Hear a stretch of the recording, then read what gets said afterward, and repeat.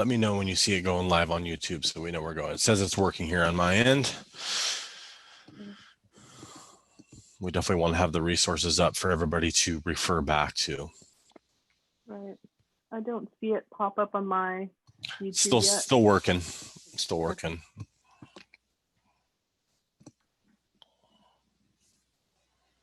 Okay, should be there now.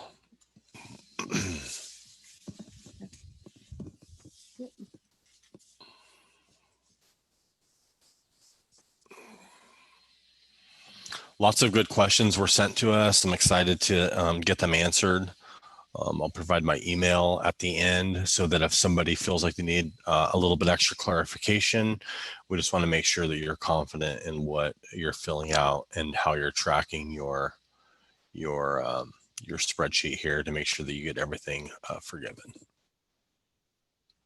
There's a bit of a delay between the two. Okay. Yeah, but you see it, right? Yeah. Okay. Great.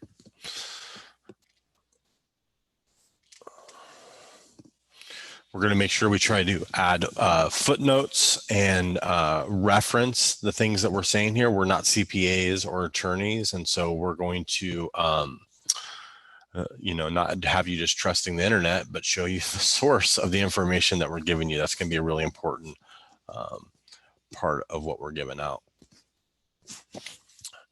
Mary's going to moderate today and take your questions. If you have questions, you can put them in the, go ahead and put them in the chat or put them in the Q&A section.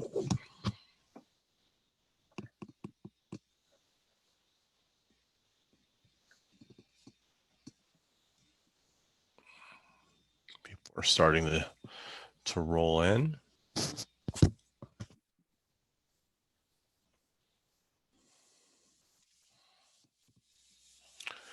You know, there's a lot of interest and we want to make sure that we're serving you well. And we've been researching this constantly as the new information comes out. I commented to Mary that, reading laws and all that is not fun. It's just necessary for us. It's not my cup of tea. And Mary's been reading up and down. And we've been going back and forth. I can't find this. Where do we find it? Well, we need proof. This is what this CPA is saying, but we can't just trust it. We have to back up what people are saying. Where do we find it in the law?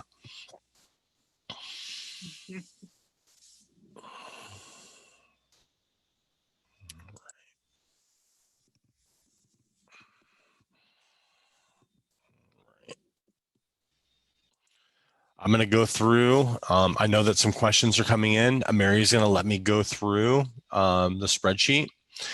If you don't have the spreadsheet, we will send it to you. We're happy to. So you'll just be able to, we'll give you email and stuff, ways to contact us.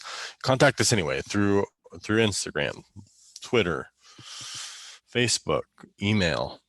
However you need to contact us, we'll make sure that we get you the information that you need. And we'll have that at the end for you.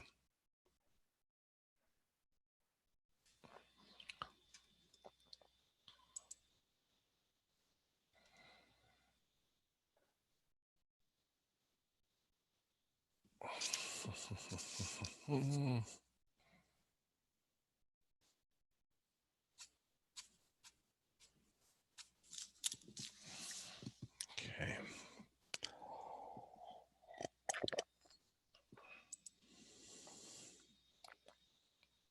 It's just 10 now.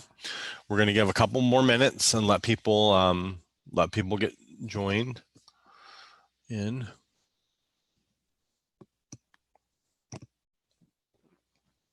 Like I said, Mary sees your questions.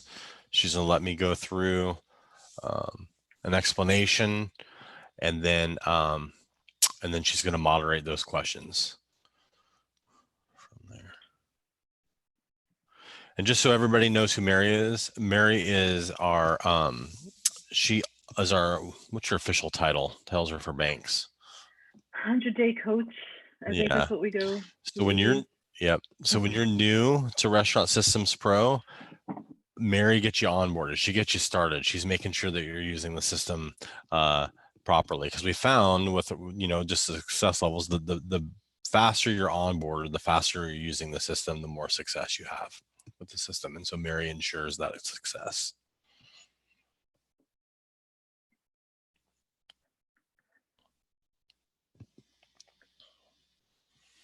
Okay. I'm going to go ahead and get started. Welcome, everybody. My name is Fred Langley. I am the CEO of Restaurant Systems Pro.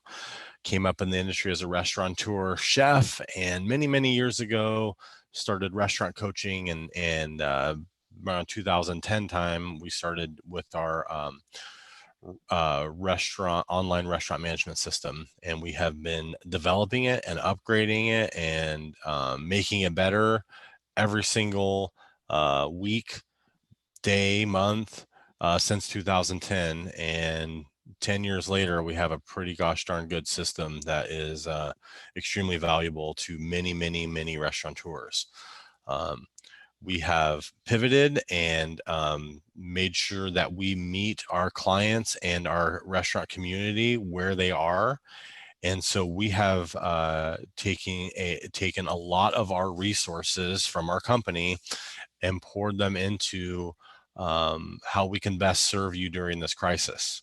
We started off by offering to set up online ordering through a third-party service, so it was something that you could control and manage and have the money deposited directly in your account. Started offering that for free to set people up, and we've also been taking a ton of our resources into researching and staying ahead of these government services being offered through the CARES Act. And Mary and I particularly have been poring over the actual law and not just taking what the internet says as the right answers, but been poring over the actual, when there was a bill and now that it's a law, the actual facts from it. I do want you to understand that we're going to be resourcing things. There's the bill law that has to happen, and then the Department of Treasury and the SBA have to execute the meanings of the law with whatever their interpretation may mean by that. And so they put rules in place to make sure that they're covering the heart of the law. So you'll find things that are like that you won't find in the law, like this whole 75% rule. You're not going to find it in the law, but the Department of Treasury and the SBA have to interpret the meaning of the law. And so if the heart of the law is the Paycheck Protection Program, they've put in those rules to support the law, right? So you have the law, and then you have the rules put in by the governing agency to kind of support the heart and meaning of the law. And so we're going to dive into why that 75% is there, how we explain it, and go through that. And I'm going to do that by showing our spreadsheet and how you can use the spreadsheet to make sure that you're tracking your PPP loan correctly, and making sure that you can know ahead of time that you're on track during the 8-week time frame to hit the goals and make sure that we can get this thing 100% forgiven. That would be our ultimate goal, is get this thing 100% forgiven. Okay, so in front of us here, I have the bi-weekly sheet. We have a weekly sheet. We have a bi-weekly sheet, and those are easier. I can just send them to you and you can go from there. And the yellow parts are what you can edit, and you can put your start date and go from there. The semi-monthly sheet is a little bit more difficult, so you'll just have to email me, fred@restaurantsystemspro.net, and we'll have to customize it for you and send it off, because it depends on, hey, when those pay dates are fixed dates rather than during a week. And so we have to customize it based on your fund date and how much is funding and when those payroll periods will hit during the semi-monthly payroll tracking. And so the semi-monthly sheet has to be customized for you, and we'll do that. As we jump into it, there is the first thing is our loan distribution date, and that's when you receive the funds is when they say that their 8-week clock starts on your PPP fund. The 8-week clock will start when those funds are deposited in your bank account. There is some there's a lot of questions that come up that we have when if you've received your economic injury disaster loan advance. There is verbiage that says that this has to be, let me bring this up.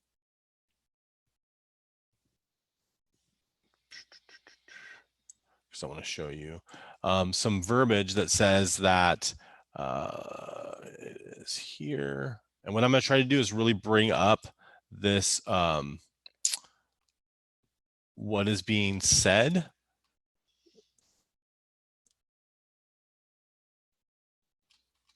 And source it here. So when we're looking at this, let me just do this.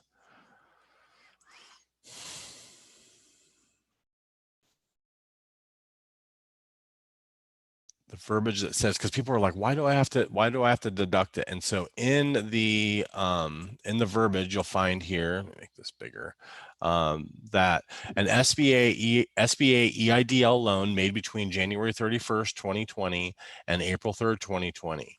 If you receive the SBA EIDL loan from the 31st to the 3rd of April, you can apply for the PPP loan.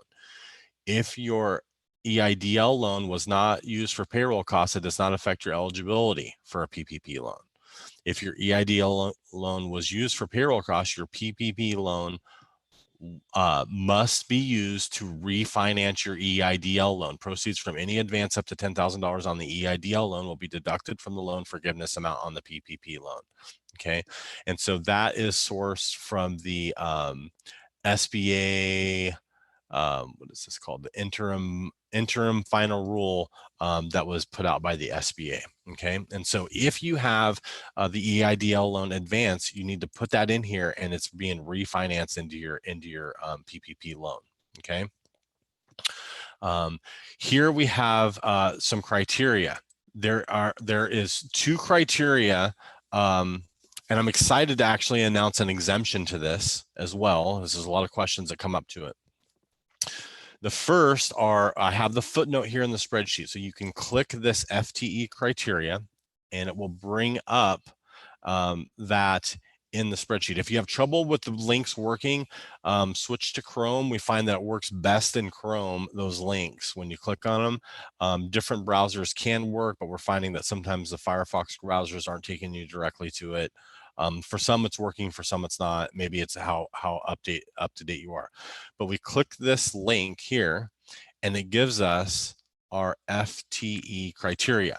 Okay, and so it's telling you here that it's the average number of full-time equivalent employees per month employed by the eligible recipient during the beginning of February 15, 2019 and ending June 30th. So what's my average by month full-time equivalent for last year, the 15th of February to June 30th? Or you may choose the average full-time equivalent for the previous 2 months beginning January 1st, ending February 29th. So what's your average FTE for the 1st and the 29th? Some people say there's a third, but it's really the same seasonal criteria. That's the 15th to the 30th. So I don't know why they have it as a third in there, but it's really, you have those 2 choices, and it's based on the FTEs. Now, the SBA has put out a, where is this? What is an FTE? Okay, so the SBA has put out in their previous definitions. So there's different, if you're a business, you may count a full-time equivalent as a 40-hour per work week person. The SBA, however, defines a full-time employee as working a 30-hour work week. Okay, now here's an example. Company X has 40 full-time employees working 40 hours per week, along with 20 part-time employees working 15 hours per week. the 20 part-time employees are counted as 10 full-time equivalent employees. Company X has 50 full-time employees and is subject to the employer shared responsibility provisions. Okay, so that's the SBA definition of a full-time equivalent. Notice that the extra 10 hours by the full-time employees are not counted towards the full-time equivalent. As soon as you hit 30 hours, you are counted as a full-time. It doesn't matter how many hours you work. So when counting, the second somebody is hitting 30 hours per week, they're just considered a full-time equivalent. You don't need to do any calculations, okay? If they are not hitting 30 hours per week, that's when you start adding up the hours. Now, here's the deal. And I'll explain this too when you're doing your own calculations, but when you're calculating it here, if they are, you can take it and you can come to a decimal average of it, and then it has to be a rounded whole number that you're using as your basis, okay? But when tracking, if somebody hits 29 hours, you know, they're not considered it's not considered a full-time equivalent, right? So it has to pass that threshold of 30 hours to be counted. You can't count partial full-time equivalents. It's all being rounded, okay? And it's only fully rounded up when tracking it. You can't say, hey, it's 16 and then round up to 30. And I'll show you that in the tracking criteria. When you're choosing the 2 dates, there's a drop down. You can click a drop down and you can choose the 2 dates that are lined out in the law on how you're tracking them. Okay, so we have the provision here for 2/15 to 6/30, or the provision for January 1st to February 29th in here. Okay, and so this is going to be your basis criteria. Okay, so if we don't have, let's say we don't have an EIDL loan, since this is biweekly, let's say I am, just for a nice easy round number, if I have an $80,000 PPP, to hit 75% of that, right? So 75% of 80,000 is 60,000. It's saying, hey, my minimum payroll needs to be $15,000, right? And so when you go down here, and we'll talk about what's covered here, I'm going to start by saying, hey, I am going to need to hit a $15,000 payroll. So I can fill in my every other week. And it may start the second week, it may start the first week. And it shows me if I hit these numbers that I'm going to be at my 75% by the time I reach to the end of it. Okay, so we go through this and we can track. If I did, if I was at 7,000 here, okay, and then 23,000 here, I still meet my 75%, right? So it could show you, hey, here's where I was, here's where I need to get to reach that requirement. Okay. So we're going to talk about what gross salaries are, and there's been some questions on what is gross salaries, because here's what's really important to understand about this. You are responsible for your federal taxes, any federal taxes. So the Social Security tax, your 941 taxes, you are responsible. It can be confusing because when you submit your payroll to your payroll company, okay, you could come up with different amounts of what it is, of what they report back to you, because what they're going to do is they're going to show you, hey, this is what was withheld, and this is your net pay, right? So a lot of times you get those two numbers from your payroll company, right? Neither one of those numbers are numbers that you're going to use in here. Gross payroll is if somebody is paid $10 an hour and they work 8 hours, it's $80 in gross pay. Now their check on that $80 may be $60 because there was withholdings when it's done, okay? And that as an employer, you're responsible to file that with your 941 filings and pay that for the employee, okay? But it's the full $80 is what's forgiven, okay? Then as an employer, you have payroll taxes on top of that $80, okay? The federal payroll, the federal taxes, which is your Social Security and the 941 payroll taxes, you are responsible for those, and they are not forgiven by the PPP. Okay, so if somebody's on salary, they make $1,000 salary, whatever their check is and whatever's withheld from that doesn't matter. It's the gross pay. Their tips, if your employees are earning tips, You want them to claim their tips because those tips are forgivable. So even if they have a cash tip, they want to claim them on their check. You should always be doing that. And you can add in, this will add up the sum of that. So all of the cash tips that are taken in are counted towards your PPP forgivable amount. They're also should have been calculated in for you to get the amount of loan you got, all the tips that your employees earned and claimed, which is another reason to say, hey, you should be claiming all of your tips on your check. That definitely has come into play during this. If they had claimed all their tips on their checks, there'd be more money that would have been gone into the PPP there. So we want all the tips that are claimed. So all the credit card tips, even that are there, any tips that are being paid out, you can do that. You can also pay wages that are based on what their average wage was, including their tips before all this happened, right? So if there's the average wages, including their tips, you can calculate what that was before this happened, and you can use the numbers right before all this happened to pay out a higher wage for those tipped employees if they are not earning that. And that's going to be something for you to determine. You just can't go less than 25% of what they were making before in the rule. You cannot do a pay reduction larger than 25% and still have your loan forgiven. Okay. Any kind of healthcare benefits that you're paid that are kind of a group policy. Now, here's the thing. It has to be a group policy. It's not the, some of you say, oh, the questions have been coming in of, oh, I'm an owner and I get my, my health insurance paid through the company. You're actually not getting your health insurance paid through the company. You're taking an owner's draw to pay for your health insurance. And that's different. That's where we're going to let your CPA handle if you're handling that correctly, because really where the law is if you do what you do for one, you have to do for all. Okay. So if you have it to where only an owner is getting health insurance through that, they're not really getting health insurance through the group policy. They're getting reimbursed for their health as a draw from the company. Okay.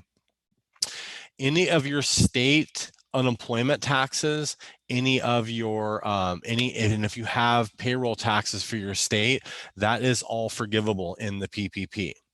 So and they can be added in there. If you're if you have a 401k match, any of that can be forgiven on the PPP loan. And then if people are using sick leave and family, you can't take it's if they're using that sick leave during that time frame. I can't say, oh, I have a year's worth of accrued sick pay. I'm just going to use the PPP to pay all that out. It's any that happened during the 8-week time frame. Okay. Now here's where the heart of the loan comes in. It's really confusing. So let's say I was funded on May 5th, but then I have my first check date on May 7th. Okay. So this is where we get into what does the heart of the loan say? And so the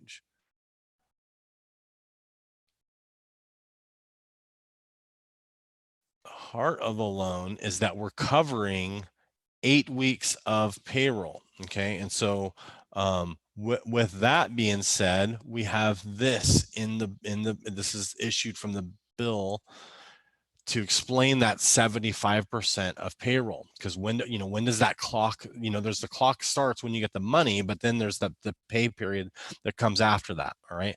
And so here's where the 75% comes in. All right. So the loan was based on 2.5 months of payroll. Okay. And so what they're saying is, okay, 2 months out of the 2.5 months is 56 days out of 76 days is what they're saying. That means that is, or the 8 weeks out of the 76 days that's in the 8-week period. So 56 days out of the 76 days of the pay period is going to hit your payroll numbers, right? And so that's why they're saying that 75% of this is come from the 56 days the 8 weeks over the 2.5 months, right? So 8 weeks over the 2.5 months is 74%, and they rounded it up to 75%. And that's why they're saying that at the heart of the bill is to take care of payroll for 8 weeks.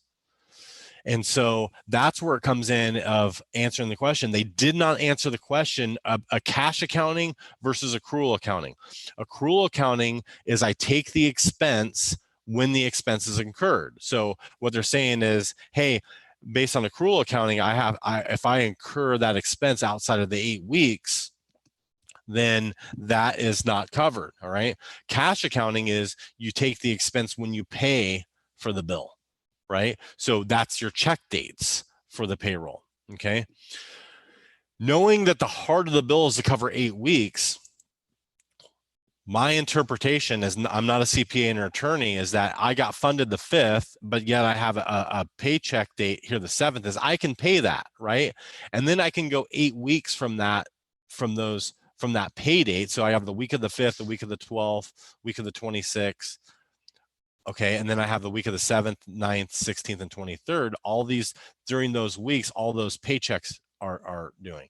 If I start to switch back and forth, and this is where I think people will get in trouble. If I start off cash accounting and then switch to accrual so that I can pay out, use more of it and do a paycheck date that's later on in the 3rd, then I'm going to be off. It's going to be easier for you to track it if you just use the paycheck dates and go from there and count during that time and count all my payroll during that time, than it is to try to go out and do the accrual method in there. So my advice is that you stick with those check dates. That check date falls within your 8-week period, and then you keep paying it on those check dates within. If you need to do an extra payroll, like a 1 week's payroll, to make sure you fit in there, you're still fitting in those 8 weeks, depending on when that date files. So if you have a whole empty week at the beginning of the period, well, file an extra payroll to make sure you're getting 8 weeks of payroll that fall within that time frame. Okay, so the heart of the rule is that it's 8 weeks of payroll that's being covered, and just make sure that you follow the heart of the law when going through here. Now we're talking about FTEs, so I'm going to go on the spreadsheet and we're going to look at, hey, here's what we can add these things up.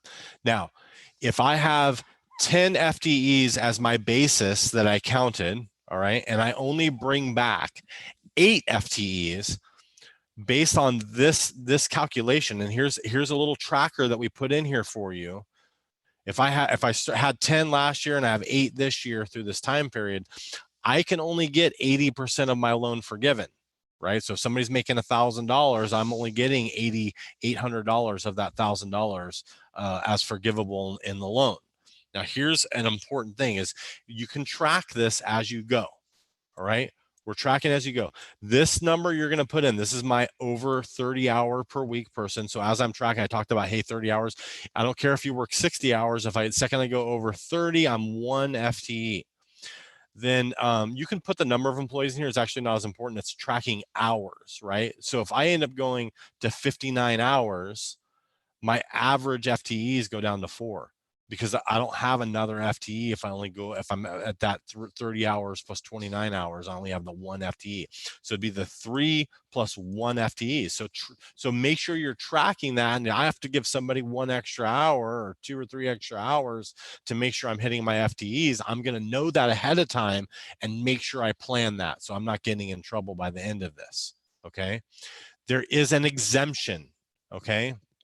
Now, I'm going to bring up this exemption. So if I get to the end, let's say I'm not close, I'm 6 out of 10, I'm only getting 60% done, but let me bring this up in the bill.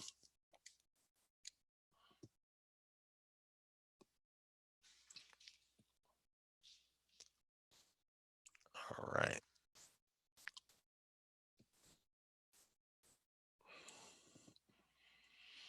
Bring this up for you. Okay.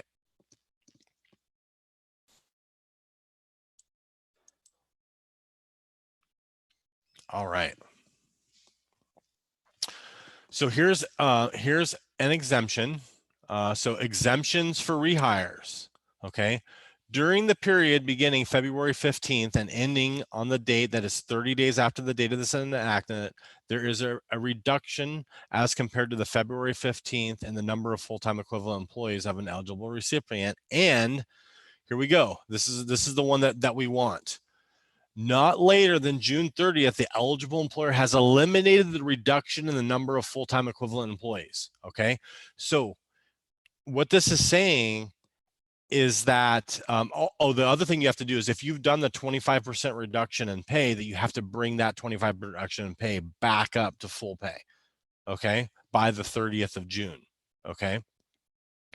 So if you do this, it makes you exempt from that FTE reduction if you don't bring the full-time, if the average FTEs through that, okay? So you want to have your eyes on this exemption as you do it. You still have to hit the 75% use of funds for payroll.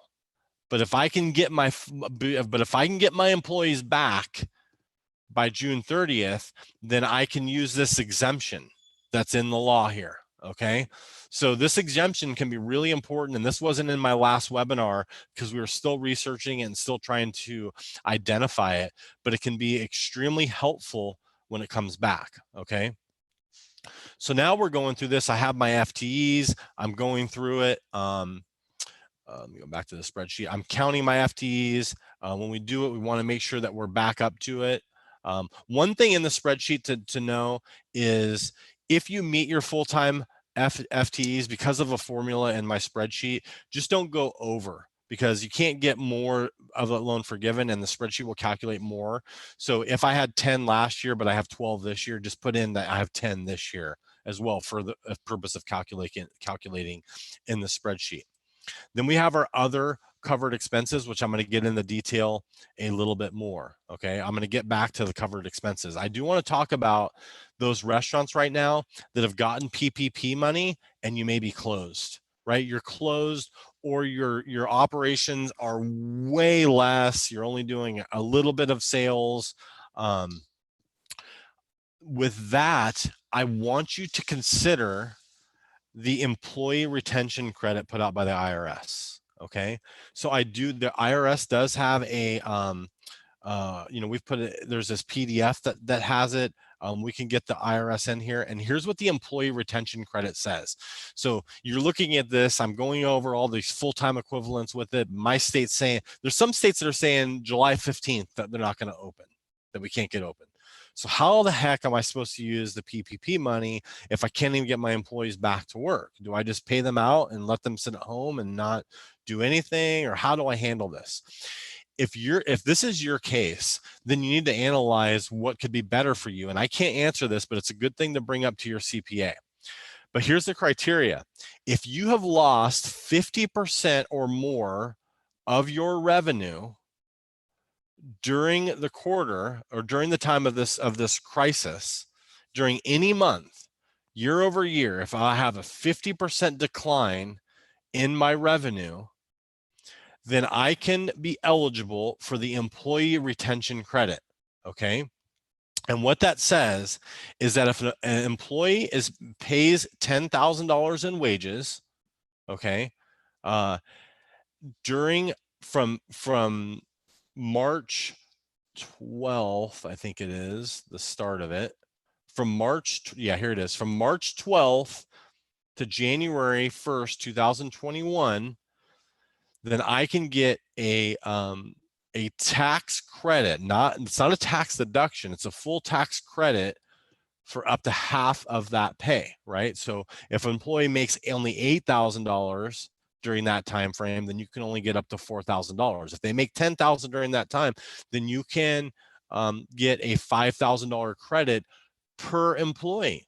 So just take the number of employees you have that make more than $10,000, and during that time frame, multiply that times $5,000, and is that more than my PPP money? If it is, then it's a no-brainer. Then you need to go for the employee retention credit, and that will work out way better for you. If you've received the PPP money, you can still return it. You have till May 14th to return that money and say, you know, I'm not going to do the PPP. I applied because it was all I knew about, and I went and got it, and I'm approved and I got it, but I'm finding that I'm having trouble using the money. Then you got to really look at this employee retention credit as an option for you. Okay, and I know there's probably going to be questions that are coming up to it. We'll get to the questions, I promise. Okay. All right. So that employee retention credit, you know, Fred at restaurantsystemspro.net. I'll get you this PDF. We'll probably just send it out. If you're on our email list, we'll just send out this PDF and make sure everybody has it. We'll do that. It'll be easier than me having to respond to 150 emails on that. Okay, so that's really something that's important that I want you to consider in that. All right, so we get to other covered expenses. These are really important. Mortgage interest is a covered expense. Okay, now it's only the interest on this, and it's only the interest that you have during the time frame of the 8 weeks. Okay, so the other thing is rent. If you have a lease in place as of 2/15/2020, that lease has to have been in place and signed as of February 15th, 2020. If that lease is in place as of February 15th, 2020, then everything on that lease is forgivable. So like your CAM charges, all that stuff, if it's on your lease, that's forgivable. It's part of your lease. Okay. Some of you have negotiated with your landlords, have gotten a rent abatement or no rent during this time. What I would do is call my landlord and say, look, we got some PPP money. I want to be able to do it. I still need my rent abatement. What I would like to have I'd like to have my no rent on July and August, and then pay you the rent during this time frame, this 8 weeks that's due, and move the other months there. Because my business is still suffering. This is only to cover my employees. I don't have the revenue coming in. I'm still going to be recovering from this. I still need this rent help, and I appreciate it. I would like to take it July and August and then pay you rent during this thing so that I can get it forgiven in my PPP loan. Okay, that's going to be really important if you have that. Lots of questions on what is covered utilities. Okay, so in the covered utilities, I'm going to bring this up. Okay.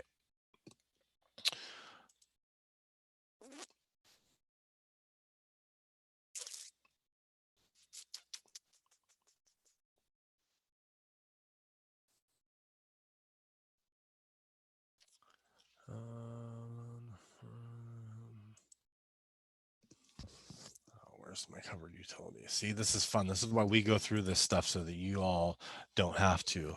I have the link saved here. Okay, covered utilities.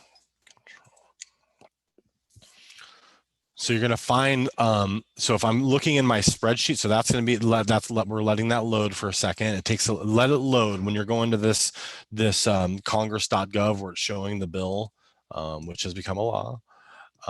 Where it's showing that, what I want you to do is give it a second to load. The covered expenses, you can click this here, and that's the link that's going to take you to covered expenses. There's a further definition that I'm bringing up here on so covered utility payments, and then the definition of the covered utility is here. Okay. Covered utility payment means for a service for the distribution of electricity, gas, water, transportation, telephone, or internet access for which service began February 15th, 2020. So this is how they're defining utilities. So I've had different questions on what utilities were, but this is how the bill is defining them. Electricity, gas, water, transportation, telephone, or internet access. If you have company vehicles on there, so I assume that transportation just means gas for company vehicles on that. I haven't found any more explanation of what transportation means on that. These other ones are pretty self-explanatory. Your electricity, gas, water, telephone, and internet bills are all forgivable in the in your 25% usage of that. Okay.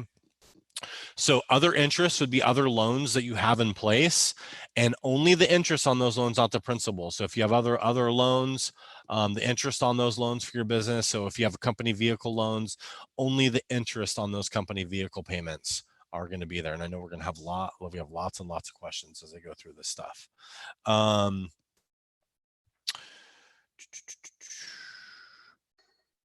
Bringing back. So the deferred rent. If you're going through and you're doing your payroll, and you are trying to use the money and you find that you can give some raises or pay bonuses, those are all covered in there. And you can give raises to certain employees in there too. You just have to watch your FTE tracking and make sure that you're falling in, and you can use this spreadsheet to make sure you're falling in there. But you can give raises to people. You just can't reduce by 25% or more. You cannot prepay mortgages. It's only what's in the time frame. So the same thing that I was talking about with the rent is if you've gotten deferred payments, you're going to ask for those deferred payments during a different time frame. So talk to your bankers about letting you make payments during the 8-week time frame and then deferring them after the time frame on there. Owner's pay can get really, really mucky. There is some language, and I'm not comfortable. You're going to have to go talk to your CPA about it, because there's certain companies where you cannot get paid through your company, certain partnerships, certain LLCs, that you cannot, as an owner, go on payroll. And so you can take an owner's draw. A lot of this information came out after most of you applied for your PPP, so you weren't including your owner's draw up to $100,000 in your calculation. And that's something I didn't do. Is any salaries above 100K are not automatically reduced in this calculation. You need to adjust accordingly. So if you had taken more than 100,000, you can only claim up to 100,000. Same for any employees that make more than 100,000. You have to reduce it. So if you had somebody that made $150,000, you can only pay them up to what the $100,000 is. And then what that would look like during that time frame is simply the $100,000 divided by 52 weeks would be that weekly. So times 8 weeks would be 15,384.62 would be the max you could pay anybody on the PPP loan and have it be forgiven. All right. If you don't use all of the PPP money, it just converts into a loan. And what this document is showing here in these examples that I just made up and put in here, that you use 95% of the loan, there's up to 76,000, there's 4,000 left over. Since the loan started on 4/28, that the first payment would be $225.11 on the $4,000 that's left over and not forgiven. Okay. So I've gone through that. Now, what I'm going to ask Mary to do is sort through these questions and start posing some questions, and let's get them answered. I feel like I covered a lot of what's there. This spreadsheet will calculate the stuff for you and get it going there. So Mary, let's go ahead and get started. I feel like I've answered a lot of the questions that came to me. Let's go ahead and get started with some of these questions. Okay, let me filter through a little bit and get some of the ones. Yeah. So while you're doing, oh, you got one? Okay, got it. Okay. Yep. So I'm the landlord for one of our restaurants. Can I pay myself rent? Do I have to disclose when I apply or at any time? Yeah. So this has to do, when you were doing your PPP application, it was asking for affiliated businesses. So what I would say is, if you disclose that you had an affiliate business, meaning that you're an owner of another business that and it's benefiting from this, and you disclose that in the affiliation, when it asks about your affiliations in your PPP, if they still granted the loan, then I believe that you're good. Now, remember, I'm not an attorney, but they asked you about that stuff up front for affiliated businesses. And if you have a real legal lease in place, even if it's a different legal entity, then you should be able to pay the rent. And that lease was in place as of 2/15. If that lease was in place after 2/15 of this year, then no, that is not a valid lease to be forgiven on that. But if you have a lease in place, you're a property holder, you have two companies, one's a real estate company, one is your restaurant, then and you disclose that in your application, then you should be fine. Makes sense? And I'm not an attorney or a CPA, so I'm just disclosing that, but that's my interpretation of what's going on. So I have a question from Jackie. It says, is the percentage of rent from 2019 that I usually pay during this time period forgivable? And also, how about workers' comp? Is that part of payroll? So I'm assuming that so workers' comp is not, insurance is not covered on the PPP. So and workers' comp actually varies by state. Some states don't even have it. Some states have. It would be forgivable because it's a state tax to cover workers' comp. So if your workers' comp in your state is a state tax that's used for workers' comp coverage, then I would say yes. If it's like most states where you have a separate workers' comp policy, then no, it's not covered. Then your percentage rent, I would say it's covered. I guess is if you're doing 0 sales and you're on a percentage rent, I can imagine that your landlord has the right to ask you more than that. I'm assuming, Jackie, you have a percentage lease and or lease that's based off of percentage of sales, and that's where your question's coming from. So maybe you can clarify on that. But if you have 0 sales or less sales, your percentage rent's going to naturally be less, and then up to that amount that's on the lease is what's going to be covered. You're not going to be paying rent based on what your sales were a year ago. It's based on what if you're on a percentage lease. So it's what your 2020 rent is and what your lease says it should be. Mary? This is a question that's come up a few different times, and I think this is what she means by it, but okay. It says I cannot pay, basically, can I pay a payroll previous to receiving the PPP money? Interpreting the question, I think it means like retroactively applying PPP money to previous payrolls. Right. So as long as that's that check date that's falling in the normal check date and you're following the heart of the rule, which is the 8-week payroll period. So like we talked about, hey, today's the 7th. Let's say I have a check date to the 7th, but I got my money on 5/5. Right. So I'm paying a payroll today. As long as you don't do accrual and cash where I'm counting getting more than 8 weeks at the end of this. So let's say you're on weekly payroll and I'm having a check date. So if I just do, 7 more pay periods after this, if I'm biweekly, then I'm hitting 4 pay periods in my PPP, then I'm covering 8 weeks of payroll. And I should be fine because there's a cash accounting versus accrual and making sure that you're following the heart of the law and getting 8 weeks of payroll covered. Jackie says no. The percentage rent is for last year. We calculate it annually and usually pay during our high season, which is within the 8-week time frame. Yeah. So if that's on your lease, that's what you have to pay. Then it will be covered in there. And then what will happen is next year, your percentage rent will be your lease will go down because of the loss in sales from this year. All right. So then we have, do my prorated rent and utilities need to be paid on or before the last day of my 8-week measurement period, or can I go back and calculate these numbers once I receive my bills? This is more of that cash accrual thing. So yeah, it's a cash accounting versus accrual. I'd say that, hey, you get monthly electric bill. I just pay 2 electric bills that are within that 8-week period to have them covered. It starts getting super complicated to go accrual and back. You cannot pay because I can't go back and pay let's say I didn't pay my March rent.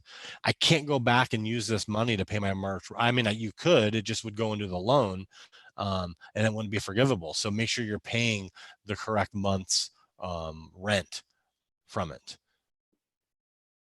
or bills. Yeah, go ahead.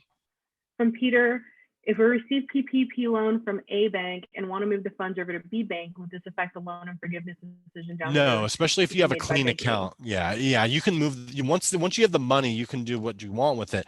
And I actually suggest that you have a clean account that has no other money in it except for your PP, and then just transfer out so that you can easily trace the usage of it. So if I have my payroll, I'm not going to transfer my whole payroll out of that. I'm only going to transfer my gross payroll out to cover my payroll expenses. Right? Because it even gets muddled. Even if I just say, I've had a couple people say, oh, I'm just going to use my payroll account to do it. Well, those federal taxes are not covered on this PPP. So you're going to have to redeposit those federal taxes back in if you're doing that, so that you have a clean paper trail on this money to prove that you used it for what you said you were using it for. Then we have a question from Megan. Do we know how the PPP affects the EIDL loan if we have not yet received it before April 3rd? So you cannot get both. If you decide to proceed with if you got your EIDL advance, it gets deducted from your PPP. It gets refinanced into it. Okay. The law says that you cannot be getting both. So if you decide to continue for an EIDL, from a financial perspective, the only reason I would want to do that is if let's say I have $1 million loan in my business and I try to want to get this 30-year 4% rate on it, it's worth me giving up my PPP loan to go get that if I can refinance that $1 million or more into a 30-year 4% loan if it's a higher interest rate. That's something you have to weigh the cost of that loan over 30 years. Are you going to be saving money over time by giving up the forgivable PPP money? That's a financial calculation that you have to make, and I can't make a blanket statement that's right for everybody, but I'm saying that's something to consider if you have a large amount of money that you could refinance into an EIDL. Hopefully that makes sense. From Dave, we have a question. I would like a little clarification about the 25% reduction of average hours paid per each employee. We are still not open, only takeout with very limited hours. I feel like all my employees will experience this reduction. Also, I may have a 1 day a week worker bump to 2 days a week, while the 4 day a week worker drop to 2 or 3. How will this affect forgiveness? So you have, so your salaried people, you just can't reduce them more than 25% and have this. So if somebody was making $1,000 salary per week, you could reduce them to $750, and then still have that $750 be forgiven in the PPP.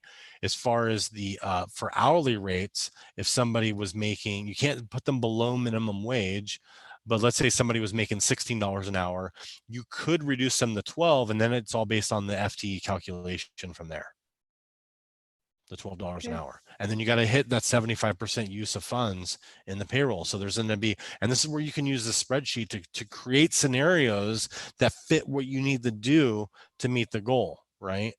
And you're going to have, and that's why I recommend that you fill in what you think and need to do for the next 8 weeks, and then override it with actuals as you go, so you can start to see where it goes. Because let's say I'm going here, let's say I originally planned on this being 15,000, right?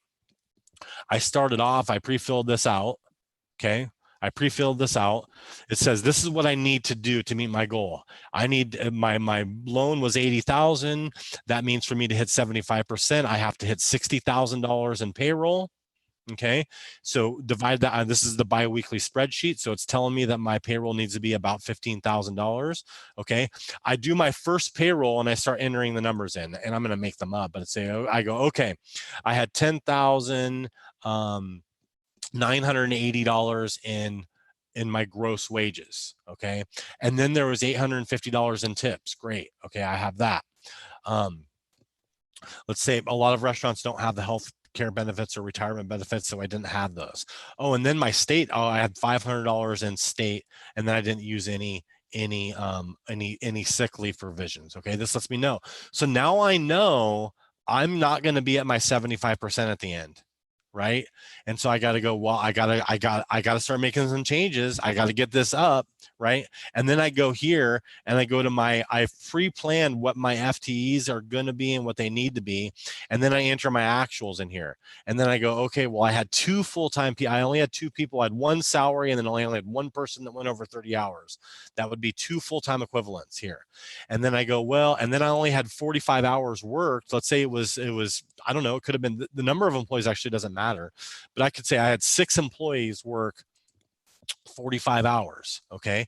That would only give me 3 full-time equivalents. I'm only averaging 4.75 full-time equivalents if I follow my plan. So I'm going to overwrite this tracking as I go. And I know if I'm going to be short of that tracking, I got to try to look at that exemption and get the money to be 75% and then get up to my pre-pandemic employee levels by June 30th and have the exemption if I'm not meeting my FTE levels. It's complicated, but use this to kind of track how you have to go, and so that you can make adjustments and know where you're at. Honestly, this works like a lot of our systems. You proactively control it. Hey, based on my budget, how much is my next order going to be? Based on my budget, it tells me how many hours I should schedule to be on track, and it's all done through software. And we write the schedule, and what does my schedule say against it? It's a lot of the same principles that our software uses. Go ahead, Mary. I'm combining two questions because I have something from Jeannie and Dave that are very similar. Okay. Along the lines of this, of, meeting that 75%. Can they give people a raise up to $15 an hour, a little bit higher, and then once the 8-week period is over, can they lower them back down to their $750 rate? Absolutely, you can do that. Yeah. Okay. And then hiring back different people from. I think you just want to be careful. You just got to be careful of being over. Sorry, Mary, I didn't mean to talk over you.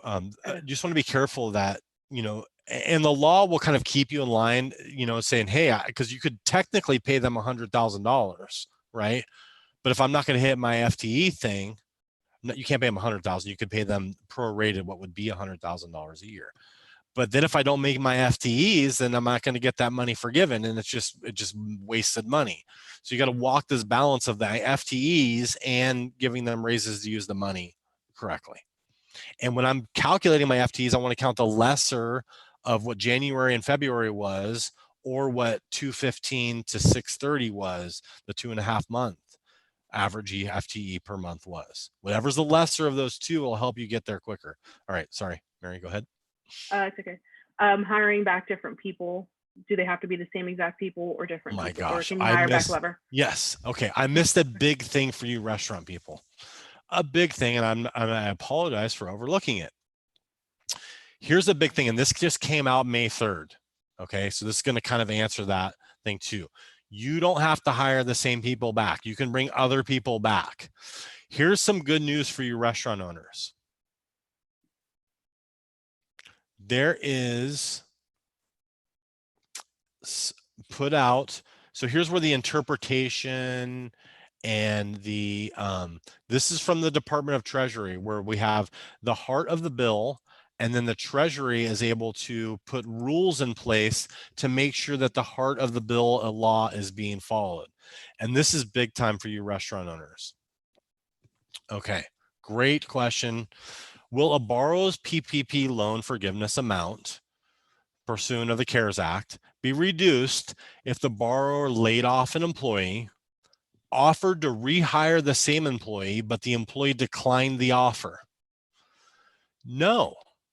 And as an exercise of the administrators of the Secretary's authority under the CARES Act to prescribe regulations granting, some Latin in there, exemptions, from the Act's limit on loan forgiveness, the SBA and Treasury intend to issue an interim final rule excluding laid off employees whom the borrower offered to rehire for the same salary, wage, and the same number of hours from the CARES Act loan forgiveness reduction calculation. The interim rule will specify that to qualify for this exception, the borrower must have made a good faith written offer of rehire, and the employee's rejection of that offer must be documented by the borrower. Employees and employers should be aware that employees who reject offers of reemployment may forfeit eligibility for continued employment and compensation. So as long as you put in writing that you offered them their job back, and you document, they may not sign something. If you can get something that says that, hey, I'm refusing it, which they won't sign, but you just got to document that they refused your in writing offer. You can count what you would have paid them and the fact that, and their FTE, and count them in your FTE calculation, and then go hire somebody else. So if they refuse it, and guess what? They're also ineligible for unemployment now. So it's stopping people from taking advantage of the system with this rule. And this just came out a couple days ago. So you restaurant owners should really love this, especially you that have been struggling, going, hey, I don't want to come back. I'm making plenty of money finding unemployment. I'm not going back to work. No, you don't get to do that. All right, so I'm combining a few different questions here as well regarding FTE, whether it has to be 30 weeks. How are they calculating over the 8-week period? Does it have to be 30 hours every week, or can there be an average of the 30 hours? It's an average. It's basically trying to figure out. it's on a week by week basis. So when we're looking at the calculation, you're going to throw yourself off because it's telling me how many FTEs I had for this week. So if I had 45 hours work this week, I really want to get this to 60 in that week to make my 4-week average, four FTE, to make that go up, right? So if I get to 89 hours here, I'm still going to be at 4 FTEs for that week, right? And then that would give me 4. So if I get this to 90, and this is why we want to plan ahead, then I take my FTEs up for that week, and then this average is calculated. So it's on a week by week basis that calculation is done. Now it's open for interpretation. That's my interpretation. And I think that if you ended up averaging it out, and getting where you're much higher at the end in the beginning, your average will work out. But the exemption comes from the whole averages get thrown out if I just get back up to my FTEs by the end, but I still need to use 75% of my payroll, 75% of my money on payroll. So it can't be just like all at the end that I bring them up, because you won't use 75% of the money on your payroll that way, and you won't be able to get it forgiven at all. There's a ton of FTE questions in here still. So yeah, it's hard. I think we've gone over gone over a bunch. I'm just skipping over a few to get into some different things. Workman's comp we've already gone over, is not included in PPP unless your funds. state has workers' comp as a tax. Go ahead. I'm a C Corp and I receive a check. Is that forgivable? Can it be counted as used for payroll? Can you repeat that one? I'm sorry. It's from Dave. I am a C Corp and receive a check. Is that forgivable? Can it be counted? So if you're on payroll, yeah. So this is your CPA. If you were on payroll before, you can be on payroll after. Absolutely. I'm not a CPA, but if you're on payroll, then your payroll is deducted, and it should have been in your calculation already.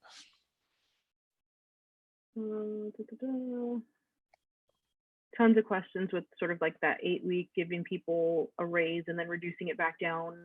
And you can do that if it helps you, but you still got to meet your FTE requirement. And what good does it do you to give somebody a raise if you only get 80% forgiven? So you got to walk that fine line of raises with the FTEs and all that. And understanding that the tips also go towards your forgiveness too. So if they're earning some tips, make sure they're claiming those tips. Just so this is a question from Casey. Is there a place where we can find this documentation that Fred is reviewing? Yeah, it's in my spreadsheet. So all this documentation's in my spreadsheet, and I can send a bunch of links out to this stuff.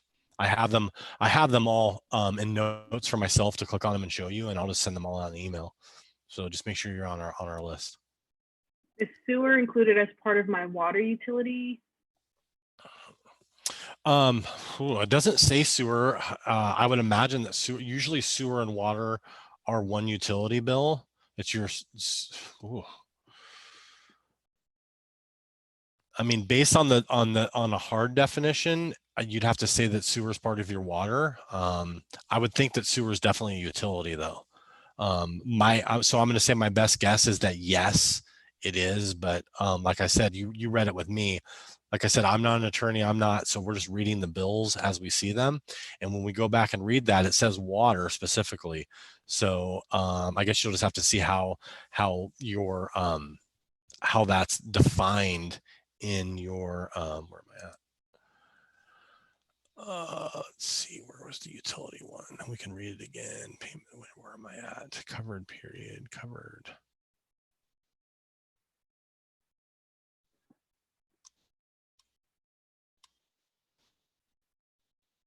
So electricity, gas, water, transportation, telephone. So it's going to be, if your city kind of calls it a sewer / water bill or whatever, that's going to be interpretation here. Like I said, I'm not an attorney or CPA, but just reading the law as I see it there. And it says electricity, gas, water, transportation, telephone, internet. So my guess is yes.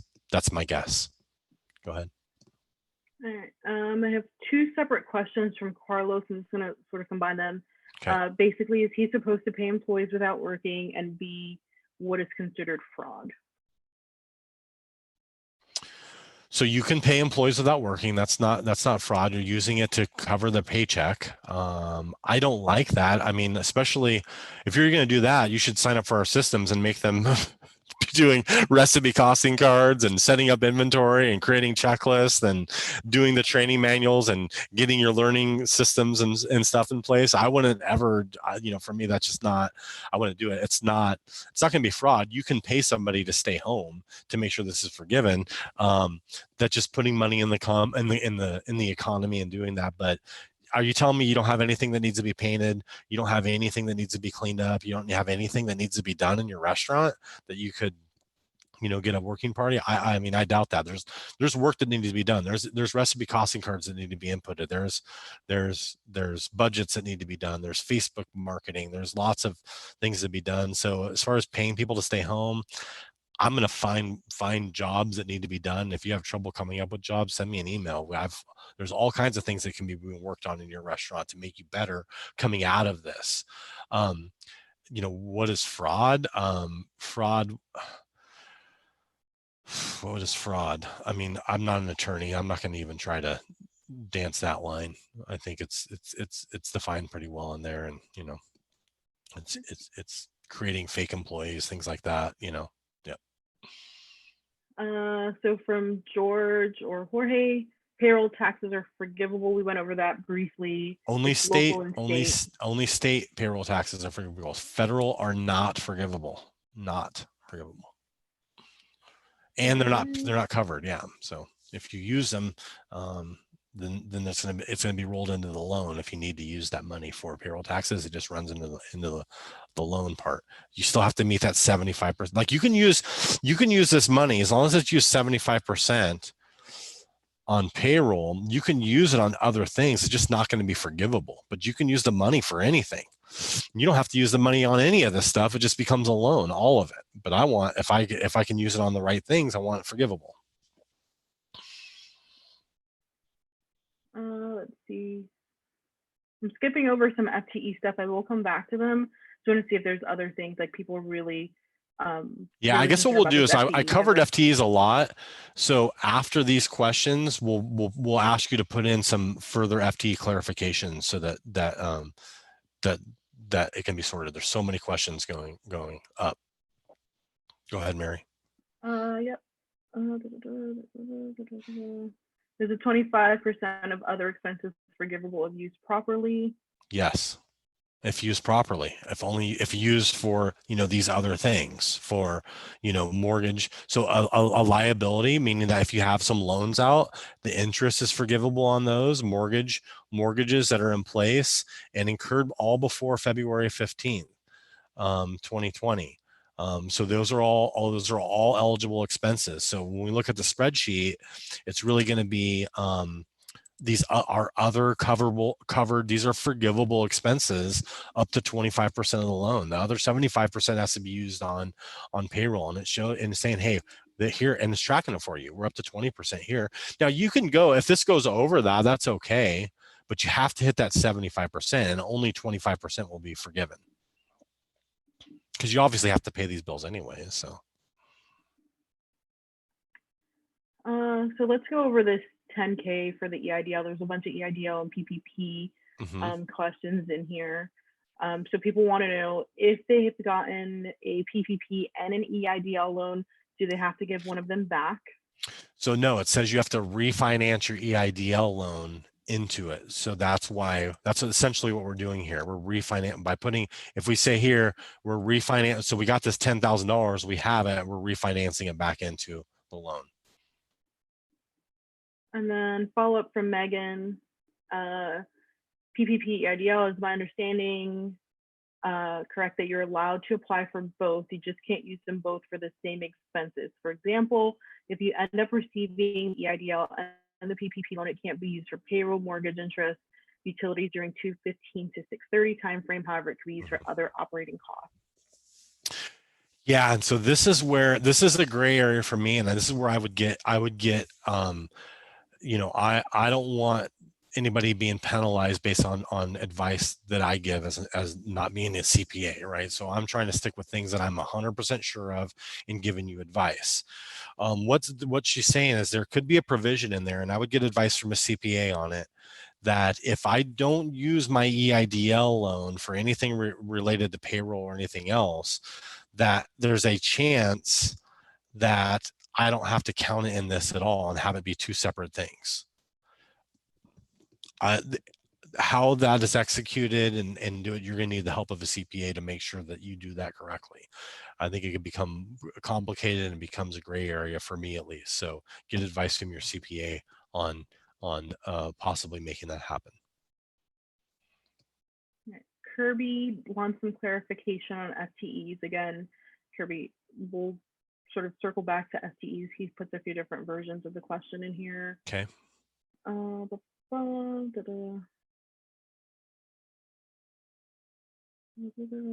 EIDL PPP. If you can't meet the goal to spend 75%, what happens? Okay. So you need, so this is where, if you don't spend 75% on this, so this is where you're going to have your FTE calculation. So you may not hit the 75%. And here's where you can be okay as far as your forgiveness. Let's say that I have, and this probably answers some of the FTE questions as well. Let's say that last year I had 20 FTEs, right? And my loan is $100,000. Okay. So, but this year I have 10 employees, right? So I have reduction in FTEs. My average, I go through the whole thing. I have a reduction in FTEs by 50%. Okay. What that's going to do is it's going to reduce my forgivable loan up to 50%, right? So now I have to use 75% of the 50,000 to have it be forgiven. Okay. And then the other 50,000, if I choose to keep it, so I can either pay back the principal at the end and be done with this thing, or I keep that loan and I'm making payments on the other 50,000. Okay. So basically your ratio of FTEs is going to determine, it's going to change your PPP forgiveness levels by reducing the overall amount of that, right? So if I have 10 FTEs and I had 20, it's going to reduce it by 50%. So now I got to use 75% of 50,000 instead of, so you can still have it forgiven, right? So if I started with 100,000, okay, but then my FTEs are only 50% of last year, right? So now it's going to be reduced by 50%. So then I'm going to go, okay, well, 75% of that, I have to use 37,500 to get that other 50,000 forgiven at least, right? So I could use all 50,000 of it on payroll. But I could use 12,500 on other expenses and that 37.5 on payroll. And then that other 50,000, I either pay back the principal at the end and be done with this, or I roll it into my to a loan. Hopefully that made sense. And this spreadsheet will do that. It'll create the ratio of previous FTEs to actual. So like if I end up with, if I look at this, so it's telling you that 100% of your loan can be forgiven. And then I go and track this. Let's say that I'm at, you know, I want to get to 4 FTEs, right? If I look at this now, it's saying that 80% of my loan can now be forgiven. And it's telling me, hey, I went over that number, right? So of my, because of that, my current forgivable amount is $56,000. Right, but it's saying I consumed, you know, more than that, right? And this will change. The 75% number will change there, but you're going to be got to be 75% of the 56,000 now. Okay, so this FTE is important, but if I can still get up that 75% of my total, then I can use that June 30th exemption and not worry about the FTE calculation and get the money up. So you have to play with the spreadsheet to find where you're at on that. So if someone received PPP money, they've paid their employees for previous hours work, they've given them a check, but there were no funds in the bank account. Can those people now cash those checks and have it applied towards you can't, I don't think that's forgivable. You have to be within the time frame. I can't say, hey, I got funded on 5/7, but I'm paying from April 23rd to April 30th. I can't do that. But if my check date's hitting, my real check date's hitting that, I mean, maybe you have them rip up those checks and issue a new payroll. That's well, but you got to show those hours worked. We're talking cash versus accrual, and I can't just manipulate a check date to fit in there. I think that's where you start coming up with the fraud thing. I don't know why we probably shouldn't have issued checks before we had money, especially when the clock doesn't start until you get the money. So I would just tell my employees that I made a mistake, and this is where we got to start. Is the submission of forgiveness a one-time thing at the end of the 8 weeks, or do you think lenders will do it throughout the 8-week period? Okay, it's unclear. It's unclear where it's at. What I think is going to happen is they're going to have you submit your payroll reports and have you do your calculations, and it's going to be just like when you do your taxes. You're on your own doing your taxes. It's if you get audited that you have a problem. I mean, the IRS tells you to do your taxes properly, and I think this is going to be the same thing. I think it's too much and too overwhelming. They're going to tell everybody to do everything properly and document it, and then they're going to audit some people. That's my guess. I don't know if it's going to happen. It's unclear on how this is going to happen, but it's saying that your bank can require all this information. From Tracy, are you suggesting that FICA not be paid out of your PPP account? Correct. Seems that net payroll is coming out of the account. So how do you Correct. go? Yes, I am suggesting that. You want a clean paper trail on the forgivable money. I am suggesting that 100%. I mean, the way I suggest happening is that you have this money in a separate, and then you're only transferring over the gross payroll from the PPP account. That's trackable through your payroll reports. So you're going to back it up with your payroll reports, this transfer that you had. You're going to transfer out the rent money and back it out and track it through your lease and exactly what's forgivable. This question from Colette ties in a little bit, like separating the money out into two separate accounts. If you're still operating during this time and using the current revenue, do you pay past due amounts or past due expenses? How should we account for that to make sure that PPP is not affected? Yeah, you cannot pay past due expenses. So if you're paying a past due amount, pay it from a different bank account and only transfer current expenses that fall within the 8-week time frame. So for example, if I still owe March and April rent and I just got funded today, I got to go talk with my landlord, pay it with different money, write them a check from another account on that, but only the current ones are going to be forgivable. From Rodney, you repeat a number of times that I have to get to that 75%, referring to the 75% of the total loan amount. There is no other penalty except for my forgiveness request is limited to the payroll amount paid along with the undetermined amount for utilities and rent. Is that correct? Yeah, I mean, the penalty is a pretty large forgiveness. It does roll into a loan if you don't use it for 75% of it for payroll, but there's also that threshold where if I have half the amount of FTEs, it's going to reduce how much that 75% is that we talked about. So you have different thresholds you can hit, but I mean, there's no real penalty. It just rolls into a loan. There's no, like, you're not going to get fined, or it's not fraud or anything. If you don't use the money for the forgivable, there's no penalties, or it's not wrong. It just rolls into a loan. So if you use it to, do the build out, you got 200,000 and you use it to do a build out on your next restaurant, well, that just becomes a loan. But if I can use it for forgivable amounts and then reroute other money, that's what I want to do to be wise. Still a bunch of questions with rehiring different people back. You can rehire different people back. Yeah, it doesn't have to be the same people. And if you have an employee that refuses to come back, now here's the other thing is I actually suggest that you hire different people back, because you may have those employees that were not the best. Guess what the job market looks like? I'm helping a few of our clients hire some GMs and hire some people. And I've interviewed some pretty fantastic people for my clients over the last couple of weeks that would have never been on the job market before. There's some great people on the job market right now. And the people that are actively filling out applications and trying to find a job are also the people that are not at home just trying to collect unemployment. They want to get out and work and find a good job that carries them through and are going to be career-oriented, good employees. So if I have bad employees, I don't necessarily want them back.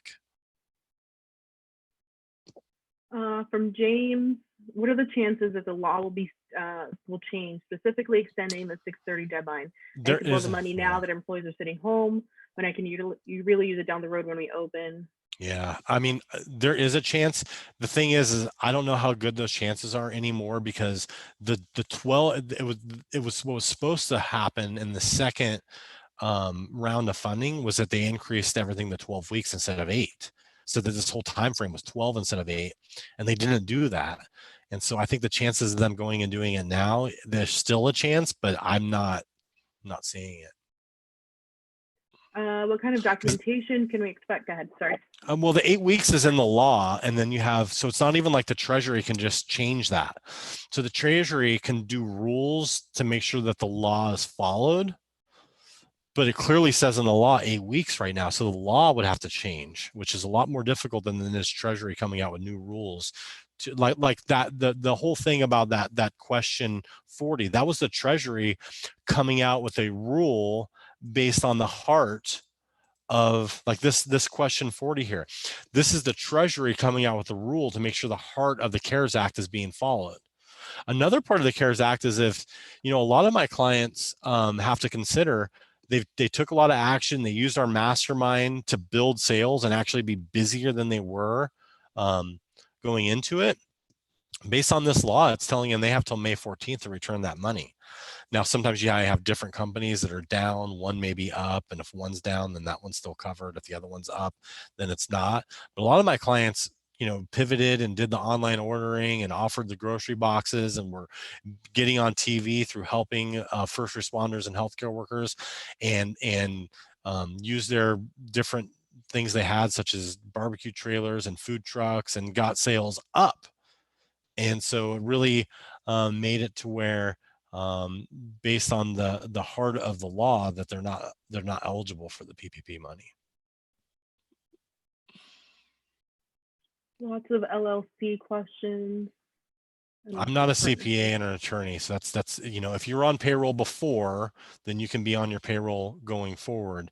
It becomes a CPA or attorney question if you're talking about adding yourself to your payroll or paying yourself out as a draw and having it forgivable. That's definitely a CPA attorney question. Or yeah. Do you have that link that shows the documentation that will be needed to justify the forgiveness amount? It's in the spreadsheet. So right here, documents required, you click that link and it's going to show you the documents required in there. So we put these links in the spreadsheet for you so that you could be assured that what we're telling you. And I think that's really important, the fact that we're not CPAs and not attorneys. I mean, I have EA on staff, we do accounting, we know the rules. And in fact, I've seen a bunch of wrong information from CPAs during this process. But here's the link within the spreadsheet. And what I might do is I might just add more of these links to the spreadsheet, or no, it'd be easier for us just to put a lot of these extra links that I have into an email that goes out. And then if you guys have questions, fred@restaurantsystemspro.net. Outside of that, once we get further along into this, we're going to be doing updates. We're watching, trust me, we're watching this. We're seeing everything that's new that's coming out, any kind of rule changes that are being applied, such as this that's a pretty big one, as far as, if somebody refuses to come back to work and you have it in writing. That's a pretty big one that is easing a lot of concerns that restaurant owners have been having about employees refusing to come back.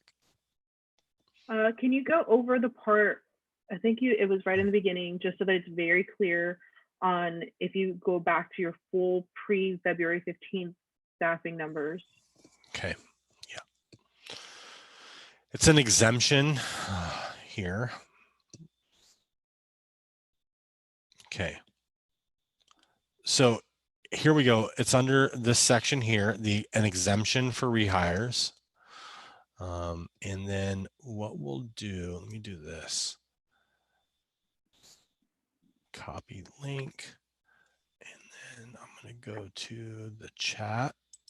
And what I'll do, I think you have to copy and paste.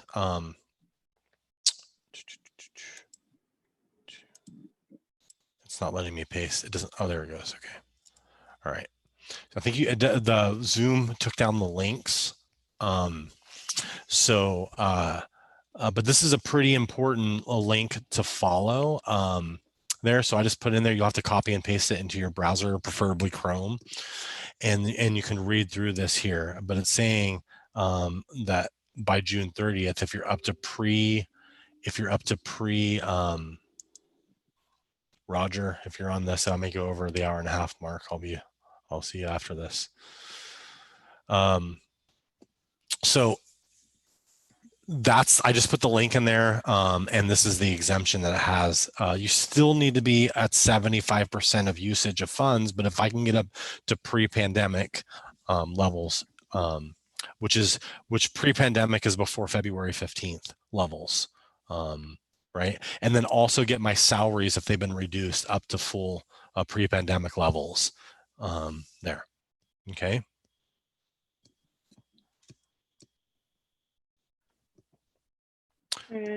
Just so people know, we will be sending out the recording of this video, and you can refer back to the beginning regarding all of the FTE questions that you have that Fred has answered.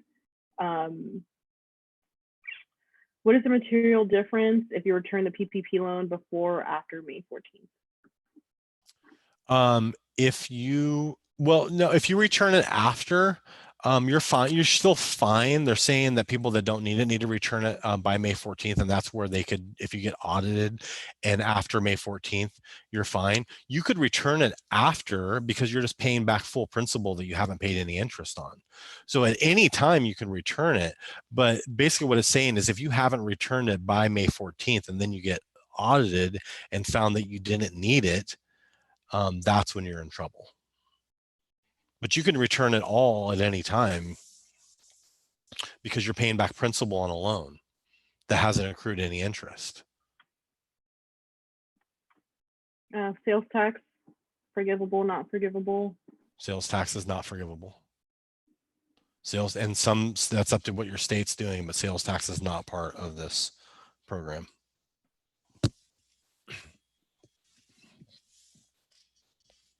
Employee retention credit.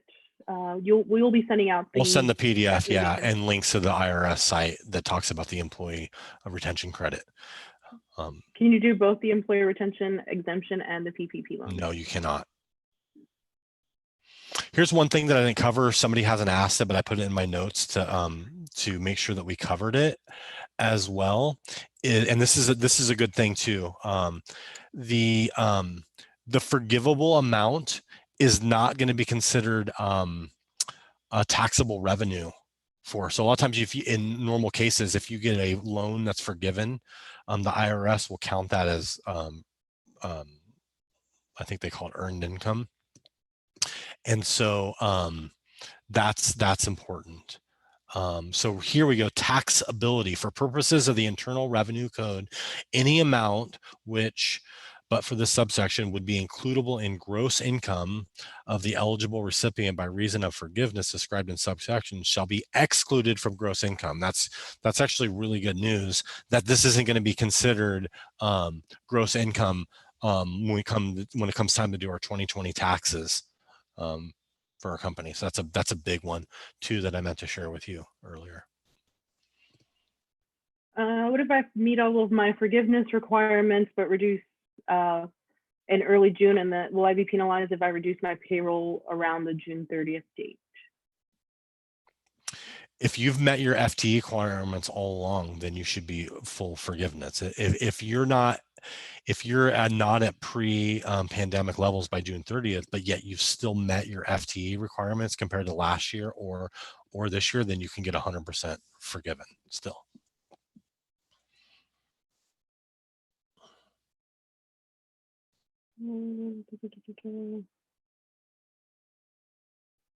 Does overtime count for FTE numbers? Mm-hmm. Yeah, that's part of your payroll. Well, no. I mean, so it counts as far as the pay that goes for your payroll, but as soon as you hit 30 hours, you're a full-time. If I work 90 hours, I'm still one full-time equivalent. If I'm one person that works 90 hours in 1 week, I'm still one full-time equivalent. And that goes back to and we kind of covered that in the beginning here. So, it says 40 full-time employees working 40 hours. So even if they work 50 hours, they're still a full-time equivalent. So the extra 10 hours that they worked over the 30-hour threshold doesn't count to more FTEs. So any amount over the 30 hours doesn't count to give you more FTEs or not. But the overtime pay is part of your payroll that's forgiven to meet your 75% number.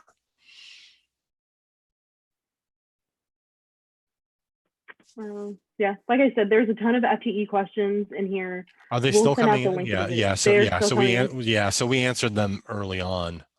So one of the things that, just so you all know, I answered. I said, so Mary, if I've answered the question, this kind of happened last time. If I've already answered the question in the webinar, I can't answer the same question over and over and over again the whole thing. So that's why we're doing the recording. And so she's looking. If she knows that I've answered the question, then don't fret that your question didn't get answered. It just means you didn't get it in the first. And this will live on our YouTube channel, and we will also email it out. And if you signed up for it, you should get an email of the recording as well. Okay. Right, and we'll we're making sure ourselves available. The PPP spreadsheets as well. People are concerned about getting them. Yeah. Oh yeah. Send Fred at, and this is going to tie me up. It's going to make me very busy, but Fred at restaurantsystemspro.net, and I will send you the spreadsheets too. If you're on our mailing list, check your old emails. We've already sent them to you like 3 times. Okay. So if you're already on our mailing list, we've been sending them out. It just maybe went to spam or you didn't see it or something, but we've been sending the spreadsheets out for weeks. So, so go ahead and look back at emails from us to find them. And then if you cannot find it, then send me an email, Fred at restaurantsystemspro.net.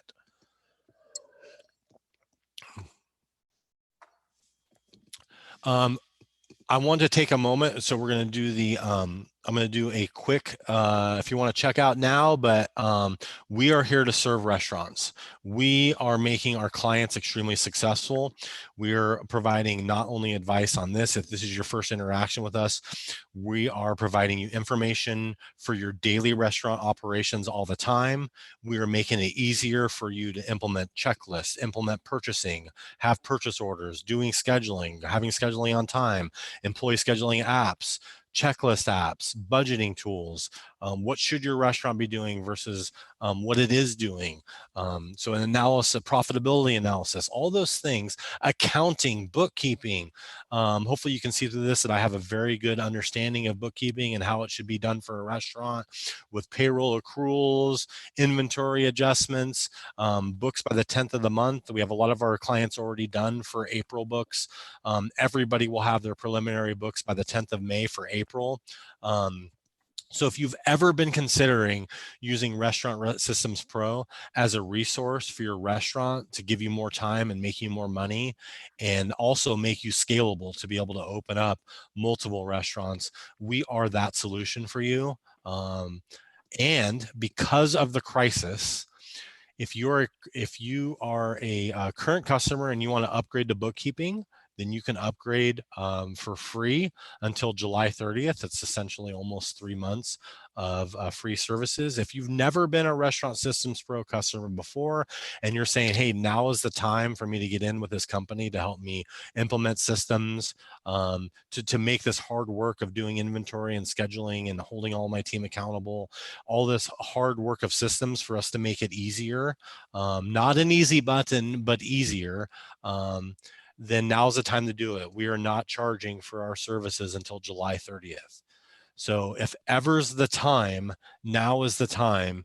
And you can email, if you want to see a demo of our system, you can email Greg, that's with 3 G's, G-R-E-G-G, Greg at restaurantsystemspro.net. You can email him and he'll send you his calendar and you can schedule a time to meet with him. And in fact, what we'll do is in the YouTube notes, we'll put Greg's email, and his calendar, we'll put my email in as well. And he can do demos and get you signed up. But we are not charging until July 30th because of the pandemic. And You know, hopefully you can see that we are here for you, that we will do anything to make you successful, because your success is our success. And I want nothing more than everybody on this webinar than to get 100% forgiven and have it well documented, and make your restaurant stronger coming out of this crisis than you were going into it. Here to serve you well. Mary, any last minute I do. additions? I have one. Okay. I do have one last question that I think is a good one. Okay. When I applied for, this is for Angela. When I applied for the PPP, our business was hurting. Since then, we've actually seen an increase in business. Last month, we were up by 3%. Will we be penalized? Should we return the money?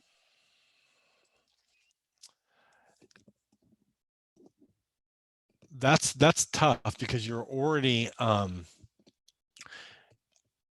I don't think that you're qualified for it. That's my interpretation. So, you know, from there, what you can do is try to make it to that to understand that you may be asked to return it. So if you can, try to keep a cash reserve for the amount of your loan, so that if it is determined that you were, I think the fact that you were struggling before, this could be a great, I mean, the heart of the bill is to help the small business, and this helps the small business. And so the fact that you were struggling before, and the PPP money is helping you get out of that struggle, may be an argument that you can use in your favor. I am not an attorney, let me be clear. So just to protect yourself, keep that money reserved, and really try to keep a bank account and keep that money reserved, and know that probably after you know, some time passes, or that you get the amounts forgiven, that you can go from there. But know that there could be a chance that it's not forgiven in what's been put out. I mean, even you should be getting something from your bank that says that you have until May 14th if you have not shown that reduction in thing.